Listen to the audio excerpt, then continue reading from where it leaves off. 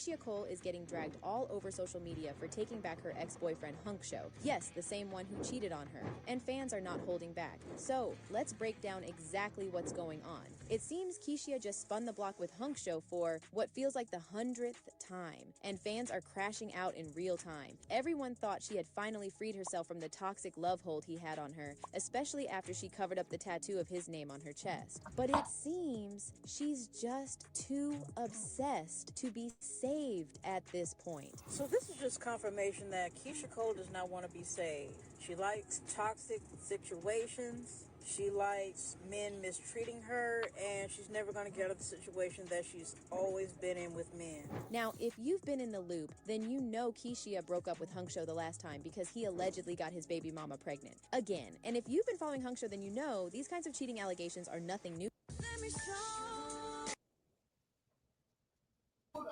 So pretty much what they're talking about, I don't know if you guys followed, but Keyshia Cole was married to Daniel Gibson. They were married from 2011 to 2020, and they supposedly broke up due to infidelity issues. So the question of the night is, should a woman forgive a man for cheating? And should a man forgive a woman for cheating, since this is a man cave? Slim, I know you keep up with a lot of current event stuff. What's your thoughts? I would say it depends on the situation. The way the world is today, man, it's kind of hard.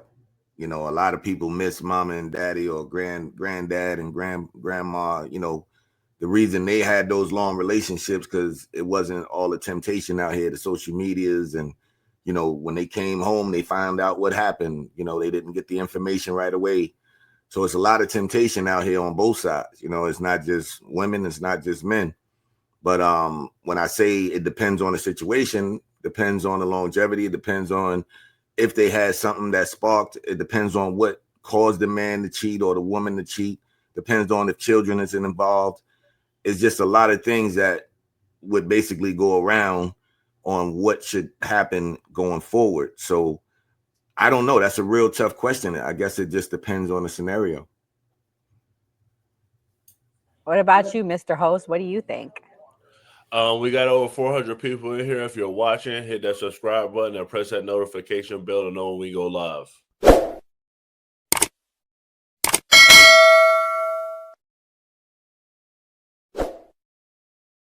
I know a lot of y'all came to hear about Trump, but we're talking about relationship stuff right now. I agree with Slim, actually, which is rare for me and Slim to agree. I mean, I think it's based on the relationship that it's like, you know, because it's on both sides. And Keyshia Cole, I think, is way older than this guy. So, I mean, like, he's a younger guy. So, like, for him to go be with somebody like Keyshia Cole, like, I feel like he's giving up a lot. Oh, wow.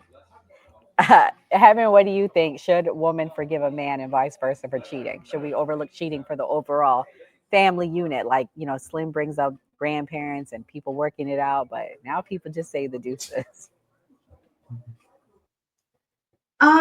Let's see. If it's for keeping the family together, then maybe doesn't matter what the gender, they should have thought about that before they acted, because it doesn't like you to just fall, oh, let me slip into some, no. And it takes a little bit of a conversation. There's things involved before you just hop into bed with somebody usually. So no, that should have been thought of before the cheating, regardless of the gender, to keep the family together. If that's what was important, then the cheating should have never happened in the first place. Ken, what do you think? Do you think that she should overlook it or keep it moving? I have no proof that they agreed on a monogamous relationship, right? So we make a mistake of automatically assuming, number one, that is the default setting. It's not. Historically, men and women historically are naturally polyamorous by nature. We socially have agreed on it because Judeo-Christian values took over other people's culture. That's a fact. So we have socially agreed on this, but this is not the default behavior for human beings. The relationship is whatever the two people agree to. So if the two people agree to that dynamic and someone goes off script, all I'm going to say is every January 1st, men and women make New Year's resolutions, promises to themselves that they cannot keep.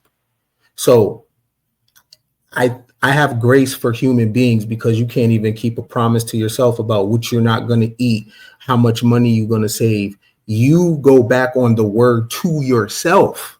So how can I expect a person to keep something to me that they can't keep to themselves? You come first before me, right? But I think we make the mistake of thinking that every relationship is a monolith. We don't know what it looks like. And I'll land here. Industry relationships, meaning people with money, their relationship dynamic looks different than working class relationships. Working class people, that kind of all you have is that.